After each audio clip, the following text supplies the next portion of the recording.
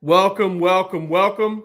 It is the DawgsHQ Game Day Show, and it's the first ranked one we've experienced this year. Georgia will take on number 20 Kentucky in its first SEC night game in almost exactly 2 years, a little over 2 years, I guess. Last time it That happened, South Carolina one. South Carolina 2021, and Georgia, definitely took care of business in that game. Believe it or not, that was one of the few games that JT Daniels started for Georgia at quarterback in the 2021 season before Stetson ended up taking over the starting role. But listen, none of that's relevant. This is Georgia, Kentucky, and the Wildcats come in red hot, 33-14 over Florida last week. Georgia, ice cold, if you listen to the country talk about it. 27-20 over Auburn, gave up over 200 yards rushing. We're going to get into all of that. But before we do, Palmer, who is stepping in for our man Rusty Mansell today, I think Rusty is flying a mission over Africa or something today, maybe somewhere swimming about 2,000 feet below the sea, uncovering. So that we don't know. We don't know what Rusty's doing. He's doing something special, though, because that's who Rusty is. Palmer, I always ask Rusty this. Your number one main thought this week on this matchup in this game has been what? Yeah, I think it's a huge redemption opportunity for Georgia and its run defense. I mean, obviously, that's the narrative coming out of that Auburn game. Georgia allows over 200 yards on the ground for the first time since 2018. And they're coming up against, Ray Davis and an SEC leader there, for Kentucky. So that's the big thought for me is, looking back on that Auburn game, and if Georgia is able to contain the run a little bit, you don't have to shut it down completely. You don't have to hold them under 100 yards. But if you can contain the run a little bit more and, even take out just that 61-yarder of Peyton Thorne's last week, you take that out and maybe it's a very different game. Georgia has a big, big test on its hands today. I can't get it unmuted there. There's no doubt about it. It's going to be a big time test. One thing I'll point out there, though, and I did this little math earlier today, 96 carries for 288 yards. That is what running backs have done against Georgia this year. That is exactly 96 for 288. Yeah, 96 for 288 is exactly what running backs have done. And somehow that number falls on exactly 3 yards per carry. So Georgia has not given up a run of 20 or more yards to a running back this year. I think the longest run Georgia has given up to a running back this year, maybe 16 yards or 18 yards, somewhere in there. So Georgia has done a really, really good job against running backs. And this is a good, to me, and Palmer, it's funny, I don't want to be like, I know they talk about like, your Stephen A. Smith shows and your Skip Bayless shows, stuff like that, how conflict is more interesting. Well, I'm just going to be not interested because I thought about the same thing all week is, Kentucky has to be able to come in and run the ball against Georgia to beat Georgia. I think that's 100% the case. And I think this, I'm with you 100% on that. I think it's a redemption story. That's why I've been focusing so much on, hey, listen, what has it been for Georgia? The quarterback run has been Georgia's problem. And that makes me think that Georgia can get the better of that matchup. And we'll get into some more matchups later on. But it kind of bleeds into in what I feel like is maybe a little bit of an inside baseball look at the injury situation. And here's why I say that. Starting with Kentucky's injury situation, we don't know what Berrien Brown's going to be able to do. And I still think that's the key one. Obviously the Robinson kid, they're receiving Trevion Robinson. He's a good player too. But Berrien Brown's the guy that I feel like they'll move around and they'll do different things with. Maybe he plays, maybe he doesn't. But he hasn't practiced a lot this week. And this is something that I kind of had in my mind, coming into the week is what if they try to what if they get him behind center and, use him as kind of that wildcat, incredible athlete, put him in that Robbie Ashford, Peyton Thorne role that gave Georgia so much trouble last week. Well, listen, I'm not sitting here saying, first of all, I'm not a Georgia fan, first and foremost. So I'm not sitting here like, huge break for Georgia, but it is an absolute break for Georgia that if Kentucky would have – the Kentucky can't. Even if it wanted to, it cannot have used that this week because he just hasn't been able to go. Soft tissue injury there. Honestly, I hope he's able to play because I really do enjoy watching him. Palmer knows I'm a huge fan. of him as a player. And I think he did a great job against Georgia last year in that game up in Kentucky. But, those two injuries, Palmer, are massive for Kentucky in this game because Kentucky's not an elite third down offense to begin with. And they're not an elite passing game to begin with. I don't know where the offense goes with a limited or out Berrien Brown. Yeah, I mean, I think that, you're right. There was definitely a Lynn Bowden potential there. Wide receiver turned quarterback. Georgia fans remember from that rain-soaked 2019 game against the Wildcats.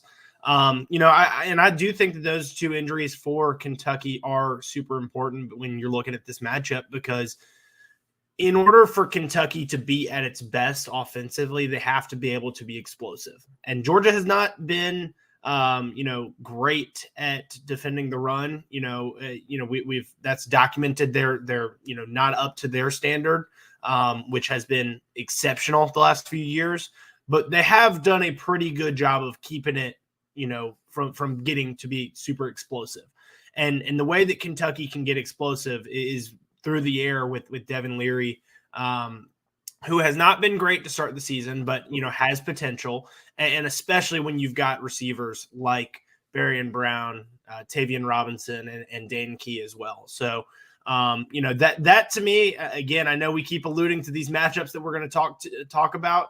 That to me is what could be a difference maker for Kentucky today, is if they are able to get those guys back. That's how they keep this game closer than what Vegas thinks, 14 and a half.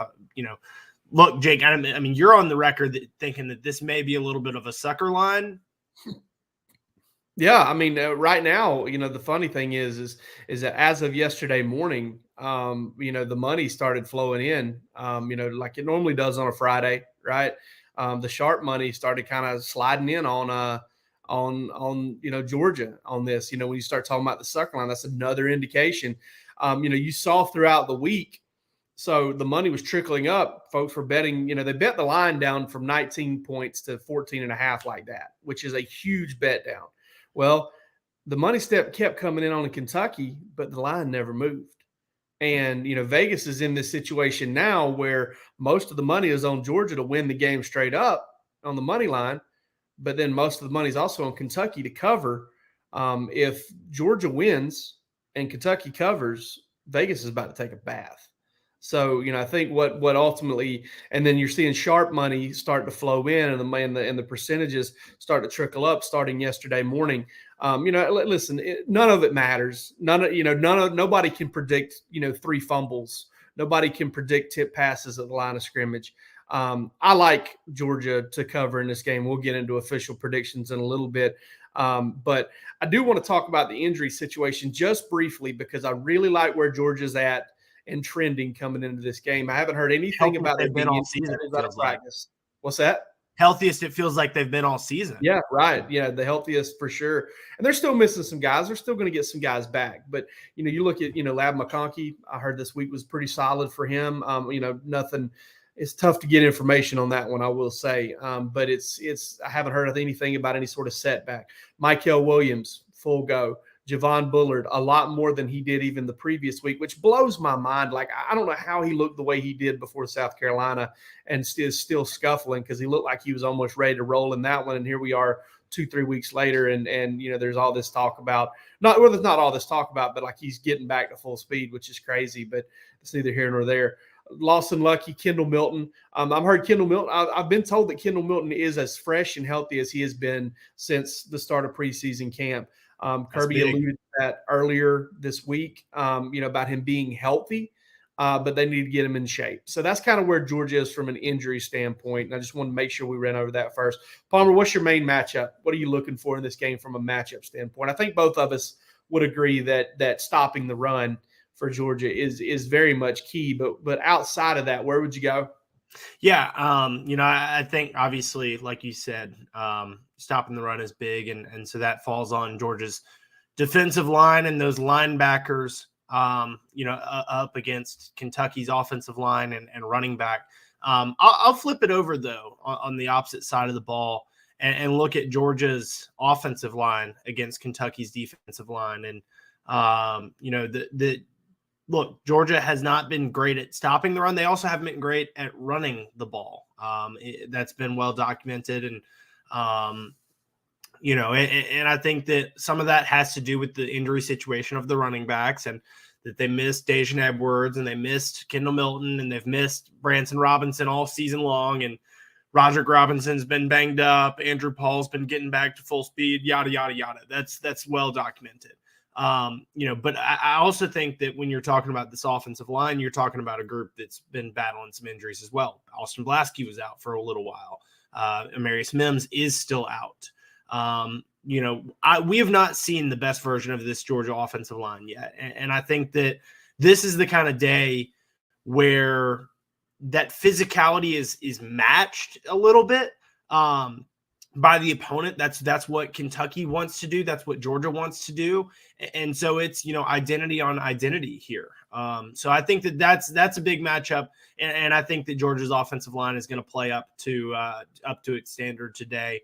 Maybe it's not a huge statistical day from the ground game, but I do think that we're going to see a much better looking push up front, much better play out of those guys. Talked to Tate Ratledge and Cedric Van Pran this week, and both of them seemed very motivated to have a strong day.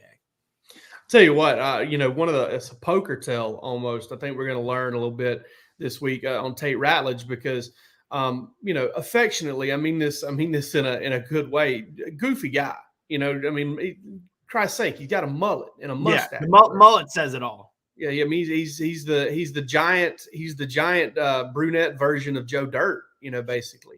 But goofy kid, funny guy, super funny, very serious on Monday. When asked about Georgia's run game and hey, it starts with me. He didn't play well against Auburn, and he hadn't played well in a few games this year. That's something that I kind of go back to, and it's something that it was right around this time last year.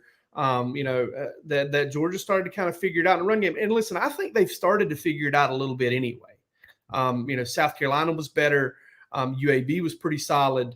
They Auburn should have been better. I think the offensive line played better than the run game numbers indicate. I know I turned to you in the press box a couple of times and said, oh, man, he missed that. Like, that was right there.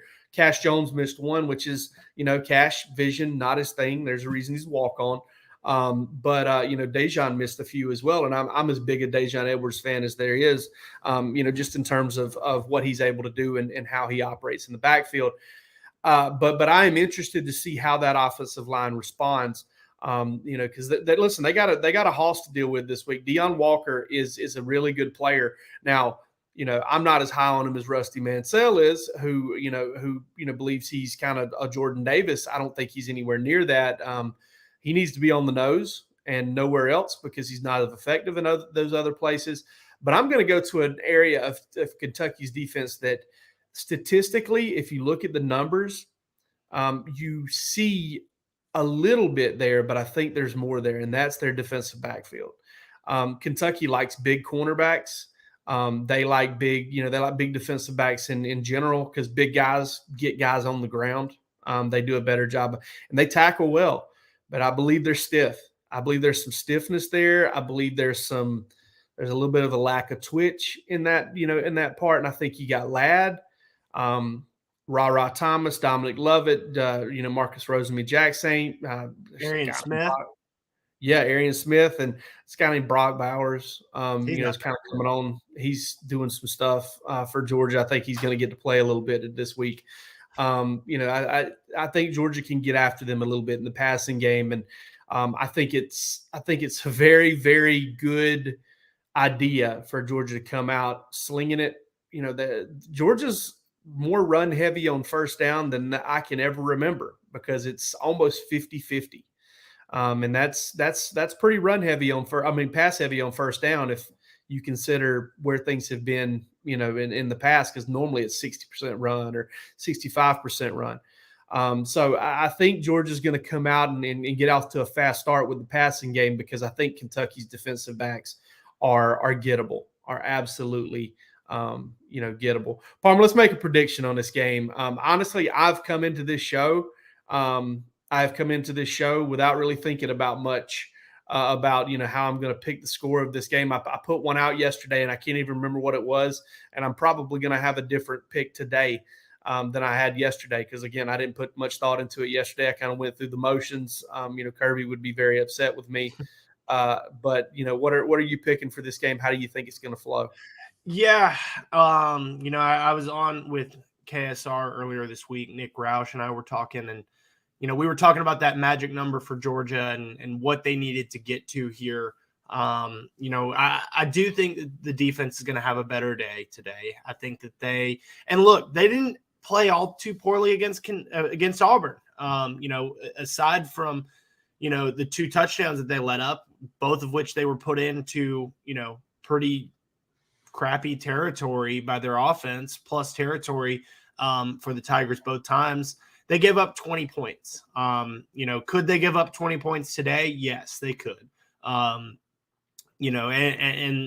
this is a better Kentucky offense than that Auburn offense, but that Auburn offense played well, especially, the game planning that Hugh Freeze had. A lot of factors went into that, the turnovers and capitalizing on those, yada, yada, yada. All that being said, I think the magic number for Georgia is 21, 24, somewhere in that range.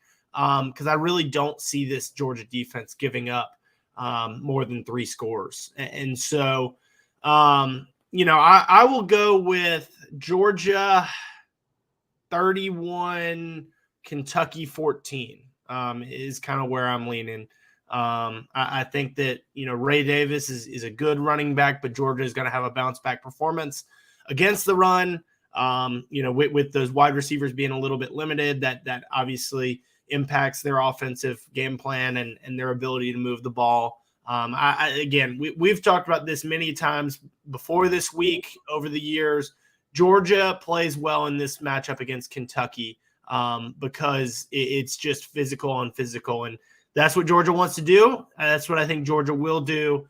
31-14 Dogs. I like Georgia to score in the 30s here, and I like Kentucky to stay in the teens. The one thing I keep going back to is it depends for me if Berrien Brown plays and how effective he is. I think Kentucky's going to move the ball a little bit, but I think Georgia is going to play better red zone defense, some of its best red zone defense of the season. I like Georgia to get scored on a few times, but only 1 touchdown. The number 16 for Kentucky has come up for me a few times, and I think Georgia's going to get in there, and it's kind of going to be the same situation. They're going to get in the red zone several times, and they're going to have to settle a couple of times. So the score that's popping in my head right now is 34-16. I think Georgia comes out on top 34-16. I love Georgia to cover in this game. Thankfully betting, sports betting, easy betting is not available in the state of Georgia because I would probably place a wager on this one and lose it. But I do like Georgia to cover, and I think, Vegas has kind of expected Georgia to cover all week long, and Vegas about to make some money on some people. But I like the Bulldogs in this one, 34-16.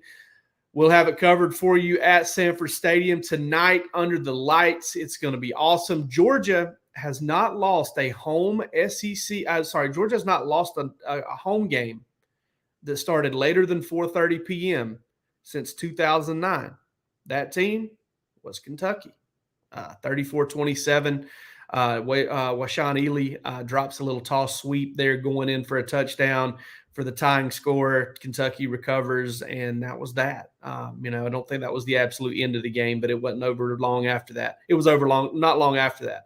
But we'll have it covered for you, myself and Palmer, Jeremy Johnson. We'll have tons of discussion over at DawgsHQ. 1 month for $1. Just come check it out. All right. Listen, shoot a message over here and throw your Venmo tag in there. Palmer will send you $1. Maybe I'll do it too. Maybe you'll end up getting $2. But maybe you'll make some money by signing up for DawgsHQ, but you won't be disappointed. We're discussing Georgia football all day, every day on the Dog Walk message board. We've got premium content out the wazoo. We've still got more coming today. It's a beautiful place to be, and we want you there. So come join us. Follow along today as we cover Georgia, Kentucky, and we'll check back with you after the game where Jake Roos will be with somebody, maybe Rusty, maybe me, maybe a celebrity like Bubba Sparks or something. Who knows? But we'll see you then.